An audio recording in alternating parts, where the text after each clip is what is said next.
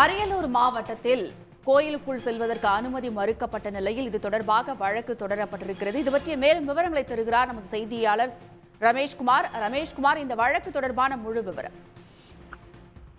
அரியலூர் மாவட்டம் உடையார்பாளையம் தாலுகா புதுக்குடி எனும் கிராமத்தில் இருக்கக்கூடிய அந்த ஐயனார் கோயில்ல பட்டேல் இனத்தவர்களால் நிறுவப்பட்ட அந்த சிலைகளை ஒரு பிரிவினர் இடித்து தள்ளிவிட்டதாகவும், அந்த கோவில் அமைக்கப்பட்டிருக்கக்கூடிய பெரிய இரும்பு கதவுக்கு பின் இருந்துதான் சுவாமி தரிசனம் செய்ய பட்டேல் இனத்திற்கு அனுமதி வழங்கப்பட்டதாகவும் கூறிதான் சென்னை உயர்நீதிமன்றத்துல வெங்கடேசன் என்பவர் ஒரு வழக்கை தாக்கல் செய்திருந்தார்.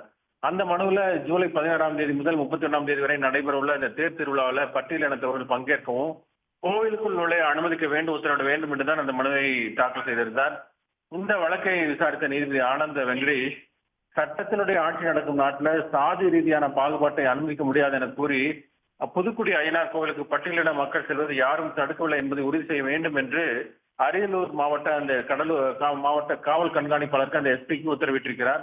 மேலும் கோயிலுடைய அனைத்து தரப்பு மக்களும் தரிசனம் செய்வதையும் விழாக்கள்ல பங்கேற்பதையும் உறுதி செய்ய வேண்டும் என மாவட்ட காவல் கண்காணிப்பாளர் வருவாய் கோட்டாட்சியருக்கும் நீதிபதி அந்த உத்தரவில் பிறப்பித்திருக்கிறார். பல்வேறு தலைவர்களுடைய நீண்ட நாள் போராட்டத்துக்கு பிறகு ஆலய நுழைவு சட்டம் இயற்றப்பட்டது என்றும், இந்த சட்டத்தை அமல்படுத்த வேண்டியது அதிகாரிகளுடைய கடமை என குறிப்பிட்ட நீதிபதி, ஜாதி அடிப்படையில கோயிலுக்குள் நுழைவதை எவரேனும் தடுத்தால் அவர்களுக்கு எதிராக வழக்கு தொடர வேண்டும் என்றும் காவல்துறைக்கு அவர் உத்தரவிட்டிருக்கிறார். விரிவான தகவல்களுக்கு நன்றி ரமேஷ்குமார். உடனுக்குடன் செய்திகளை தெரிந்து கொள்ள சன் நியூஸ் பெல் ஐகானை கிளிக் பண்ணுங்க.